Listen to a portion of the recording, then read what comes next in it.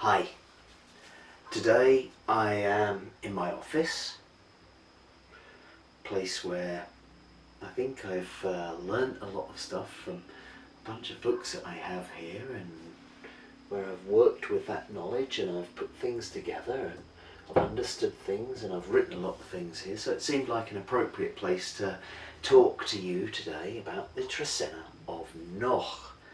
And of course, what do we know about No'j? So No'j representing the mind, the brain, No'j representing understanding, representing knowledge.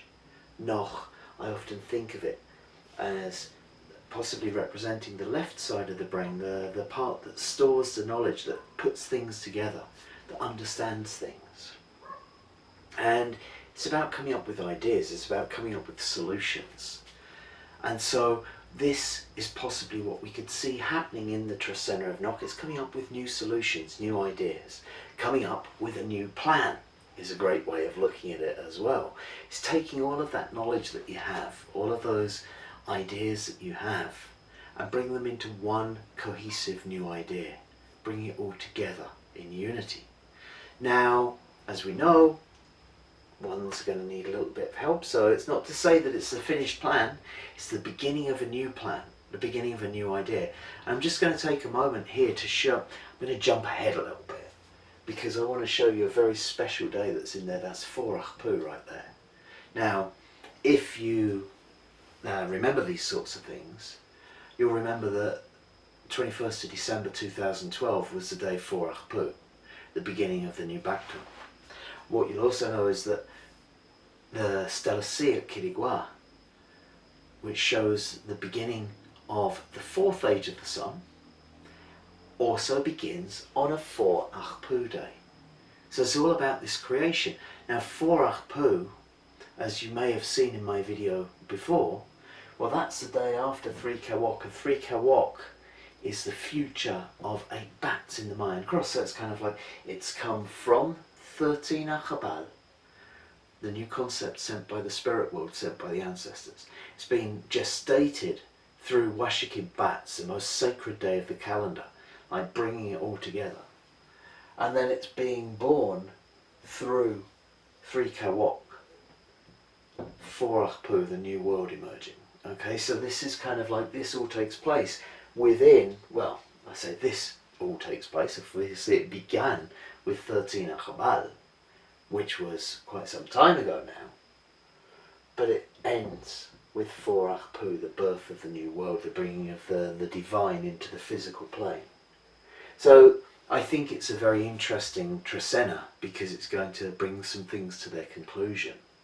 And we're going to need new ideas for this new world that we're building, and so maybe that's what this is all about. So we're going to begin with the day 1 No'j. Okay, so No'j, as I said, represents ideas, it represents information, it represents knowledge, and it also, No'j is about bringing them together in a cohesive and logical way. So it's kind of, sometimes you get stimulated to think about something in a new way, and you know, I'd never thought of it like that before, and now you've got the solution to the problem. Now, those solutions, you know, when we first think of something, it sort of like pops into our head and we think, oh, maybe that's how it's going to work, or something like that. And maybe we need to ask some friends, maybe we need some reassurance. Well, 1 No'j could very much kind of represent this, because the one has a certain amount of uncertainty to it.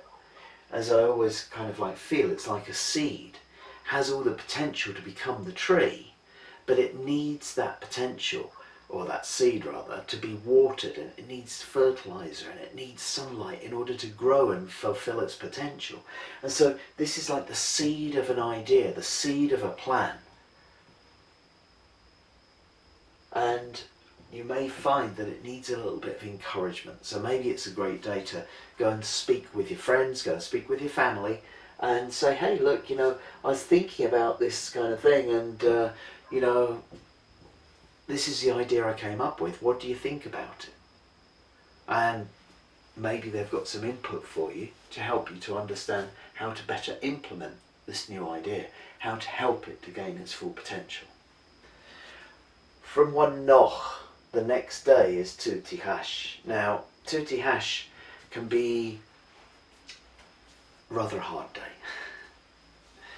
It's Tihash, the obsidian blade.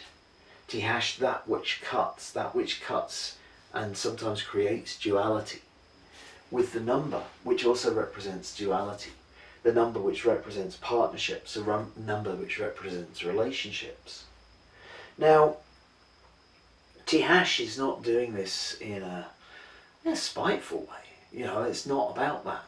It's about purifying. It's about refining. It's about healing. Tihash is the day of the healer after all. But sometimes, you know, as I've said many times, surgery is not painless.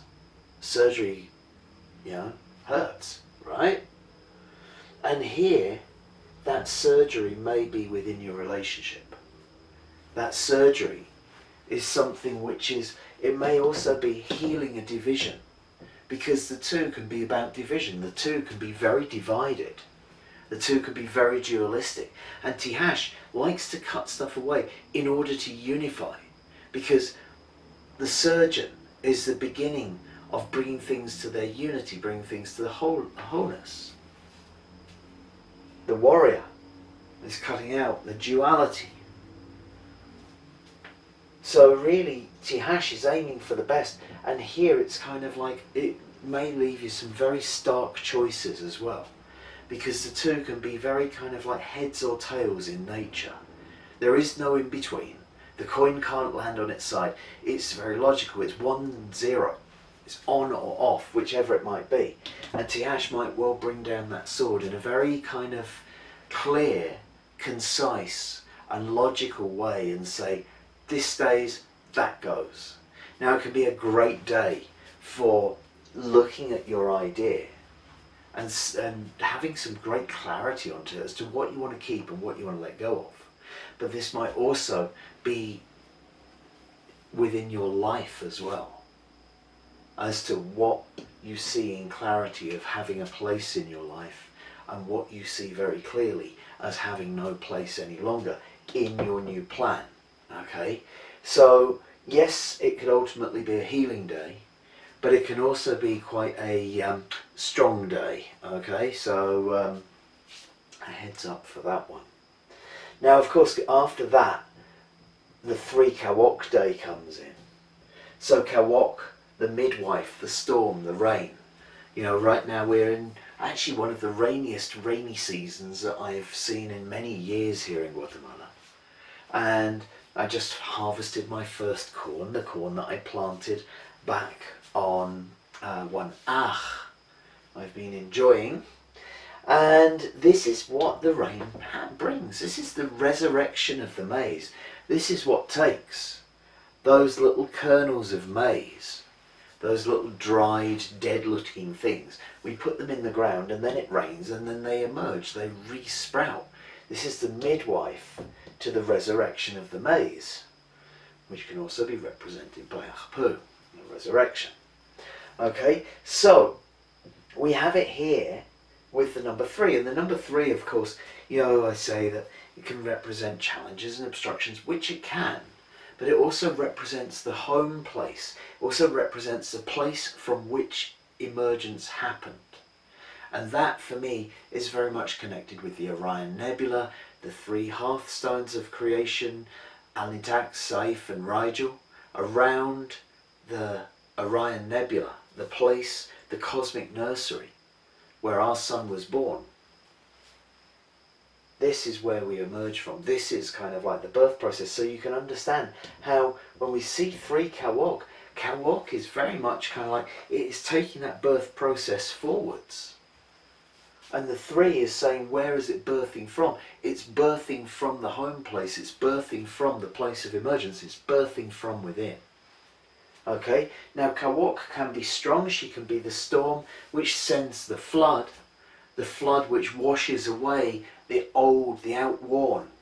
And you know, one of the pictures that I sometimes use with Kawok is that of Ishel from the Dresden Codex tipping over the water jar and flooding away the old world so that the new world can be brought in. And of course this is kind of like the birth birth coming from within, coming from this great place of emergence. And so there's a great deal of strength to it. There's also a great deal of novelty coming in there. And so 3 Kawok is really, what do you wish to emerge from within you? What do you want to birth into the world right now? What, if you were to look deep inside yourself, what's there to come out?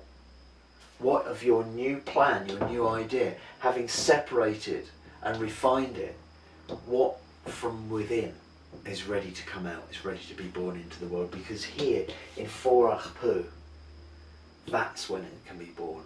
Achpu representing the divine, Achpu representing our path to the divine, or our hero's path as it were.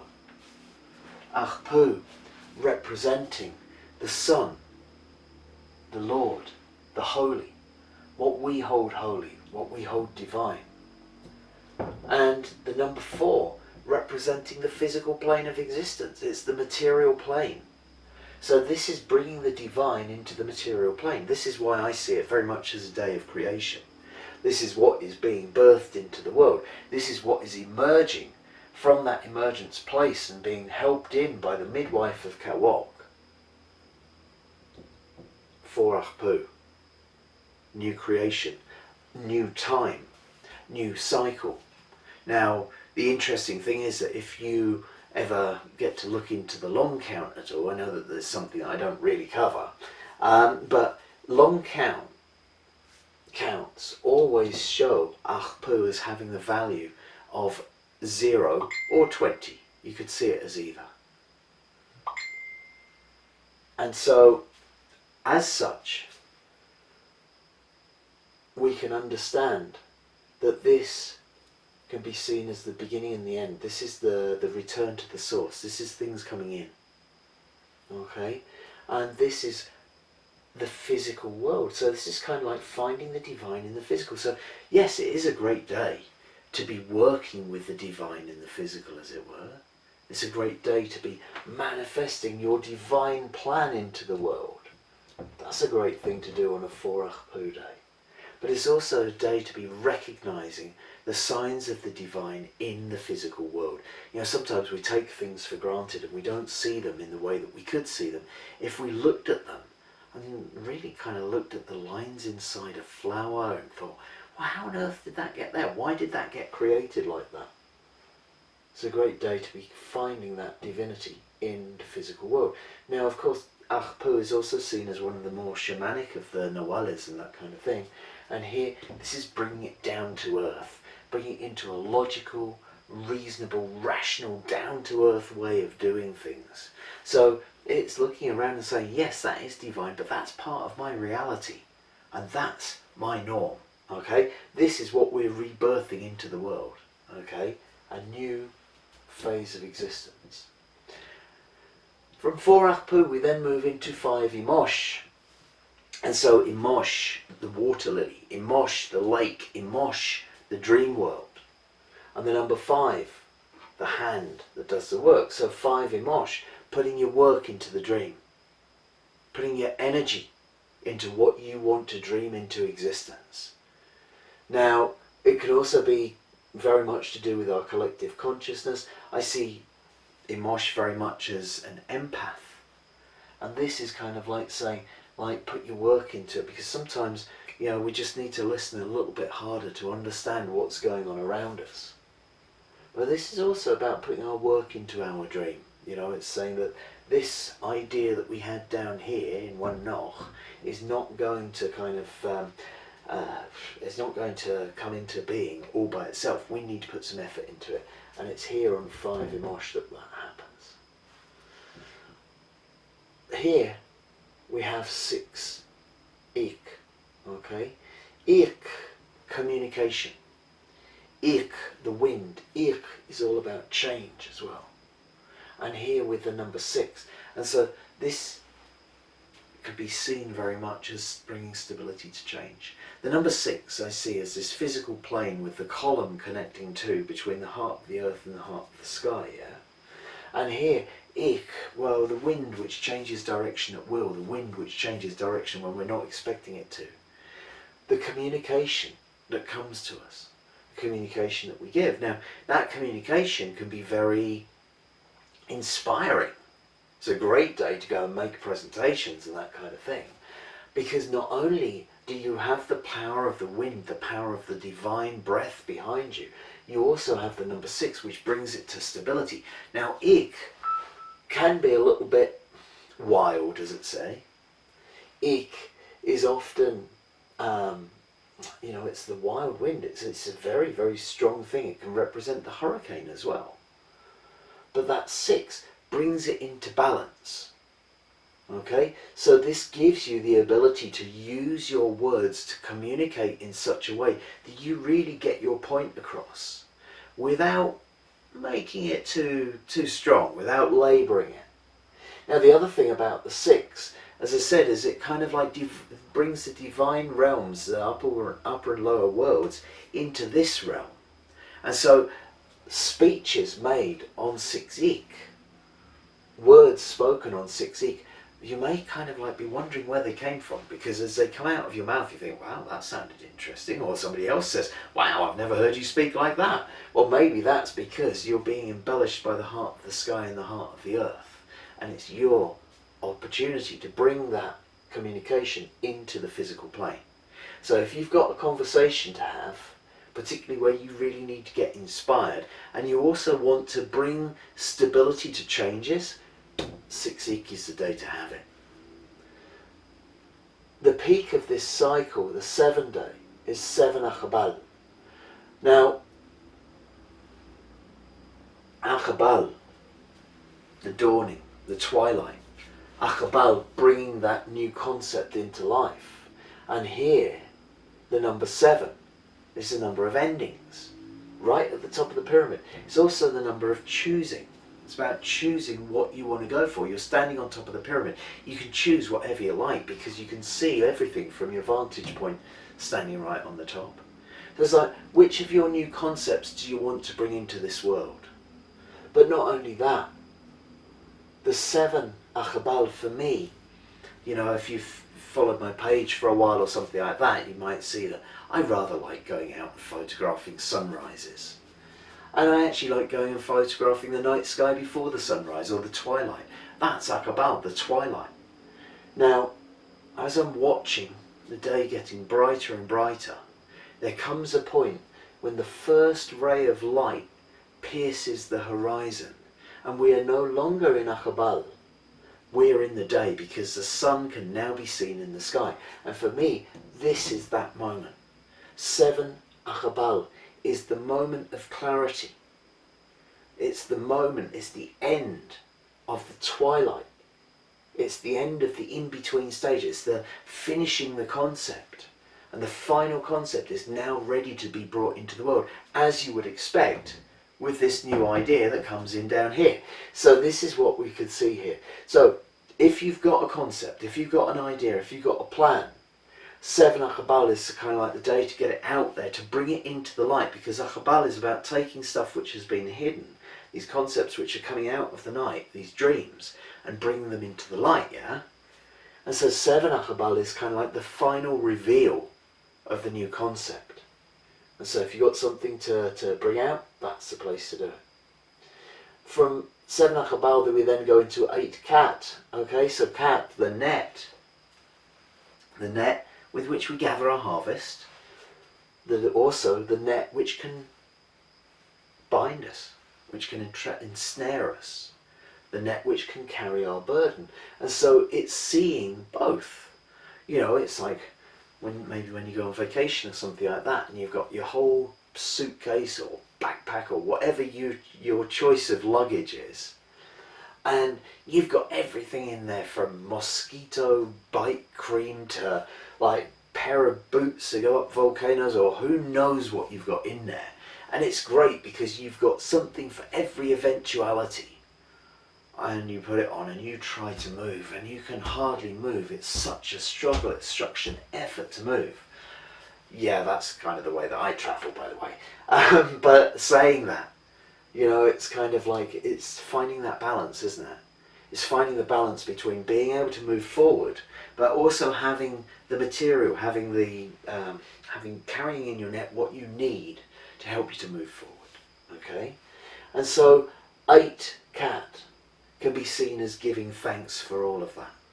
Giving thanks that you have material to go in that net, that you are supported in some way, but also giving thanks that you can release what you don't need. It's a great day for this whole catch and release cycle to happen. So, a great day, cat days for me, they're always decluttering days. Have a look, see in your net what you need to carry and what you can let go of. Okay? And so this is something which you can see for 8 cat. It's the wholeness of the net, understanding that which binds you. Again, that Tuti hash day, having a look at what you can cut away. Well, 8 cat might be giving thanks for the presence of those things in your life because they supported you at some point, but also understanding how to release. I also look on the 8 cat day, we could make this very much a thanksgiving for the harvest. We can also make this very much a thanksgiving for our liberty, because when cat releases us from our burdens, when it helps us to release us from the ties which bind us, that's when we give thanks for our liberty. 9 can comes next. Can, the serpent, the power, this wisdom, this key, this energy that flows through us, this energy that gives us our ability to do what we do, this energy that helps us to heal, this energy that brings us wisdom and helps us to teach. 9 can is a very strong day.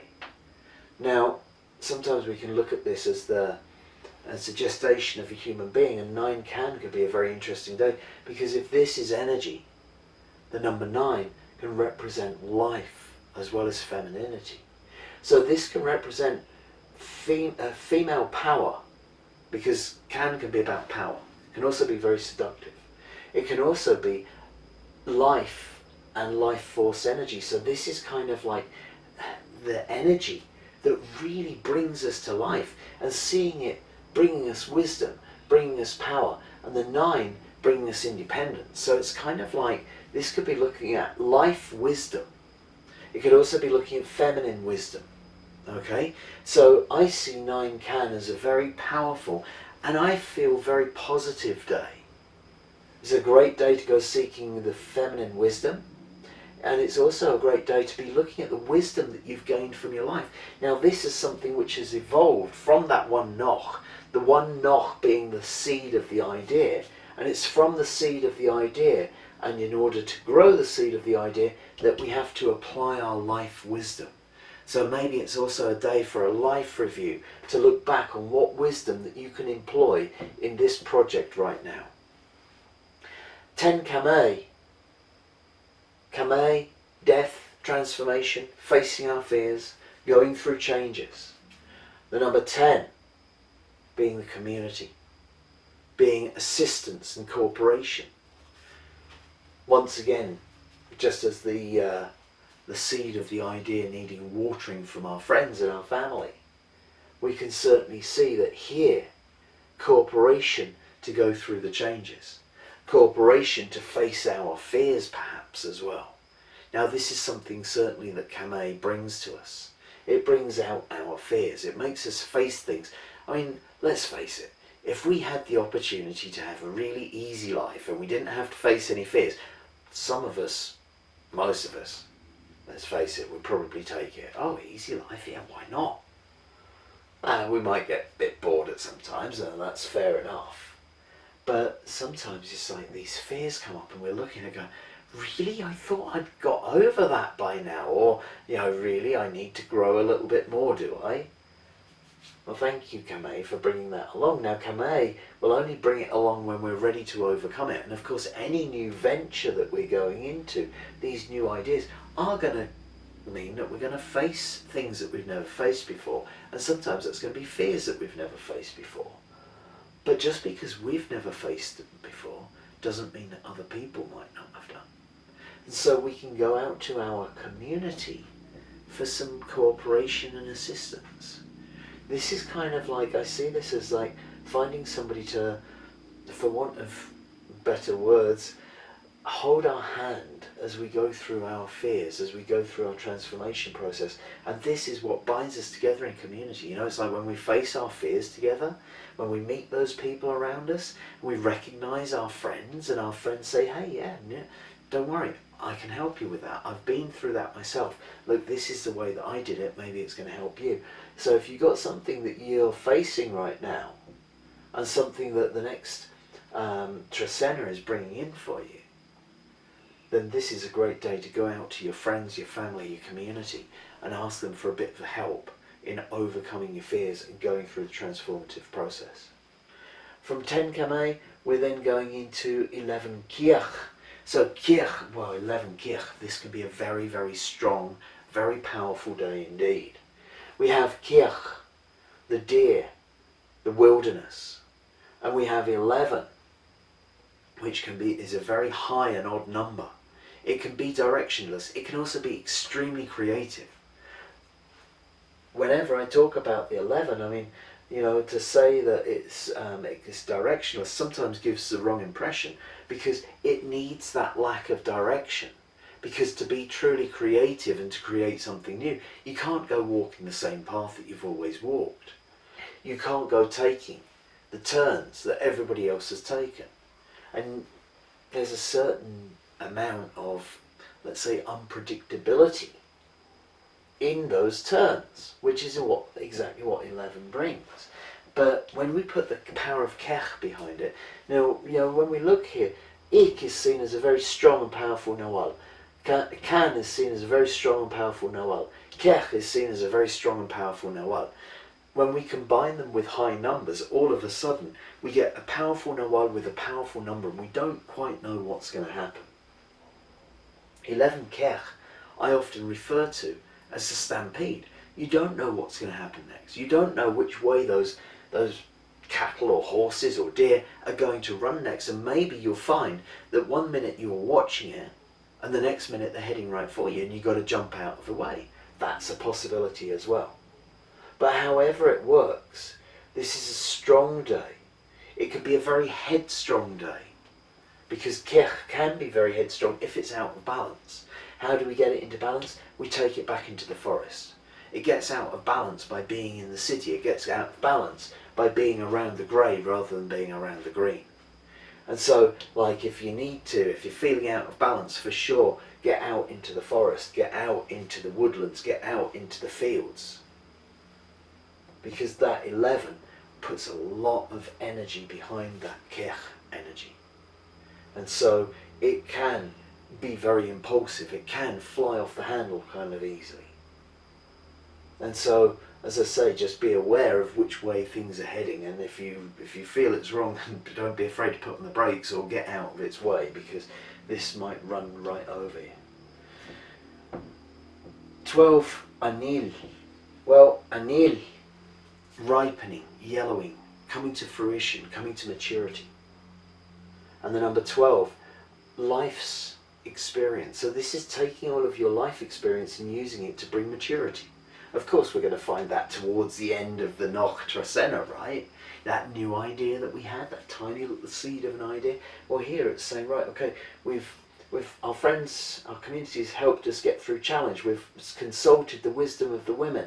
We've made our great speech. We've done everything that we need to do. And here it's up to us to use the experience that we've had going through life in order to bring that idea to its abundant and mature ripening. Okay, so that Pranil, it seems to be a very positive day, or it should be a very positive day, and this is certainly a day to get stuff done. And as I said, once again, with the 12 being there, the sum of life's experiences, this could be very much kind of like using that to really bring out the best of things, to take it to its end point. And then finally, we end up in 13 Toch. Toch, the No'j of the sacred fire itself. Toch, the giving back, the making an offering, the gratitude. Whether it's making a donation to an organisation like Odim, or whether it's paying a debt that needs to be paid off. 13 Toch is a big one. The 13 can represent the spirit world, it can represent the ancestors, so maybe this is a debt to the ancestors. Maybe this is also an ancestral debt, maybe it's not even your debt. Maybe it's something that you came into this life to resolve. Maybe it's a karmic debt left to you by your great-great-grandparents or something like that that's been passed down to you through your family. And maybe it's been causing a problem in your family. Maybe it's been causing a sickness in your family, because that's usually what they do. 13 Toch gives us an opportunity to address that. When we look at things as, genetic heritage, genetic family disorders that have been passed through, things which have all started 200 years ago with your great-great-great-great-grandfather or something like that, and he did something and he took something and he didn't pay for it, and something happened, blah blah blah, and it gets passed down the lineage, and everyone's carrying the burden, and at some point we can stop it. And we can stop it by making the payment that was never made. And maybe this is a payment to spirit, maybe this is a payment to the ancestors, maybe it's not even, as I say, fully our debt to pay. It's a great day to make a ceremony. It's a great day to make amends for things, in whichever way, shape or form you see fit. It's one of those things where we're making an offering to the ancestors, we're making an offering to spirit to give thanks for everything that we've received, not just in this Trecena, but not just in the 260 days, but in our lives. This is kind of like offering to the ancestors. So 13 Toch can be a very powerful day, and those offerings might be, become very clear as to what has to be done, how it has to be done. Because 13 Toch will make sure that you know kind of like what you need to pay and where and who to, as it were. So it's a great day kind of like for settling any of those karmic debts. So I hope that's been of interest to you. I hope that helps to guide you over the next 13 days or so. My apologies for my wonky symbols and that. And I look forward to seeing you in 13 days' time for the Trecena of No'j. Thank you.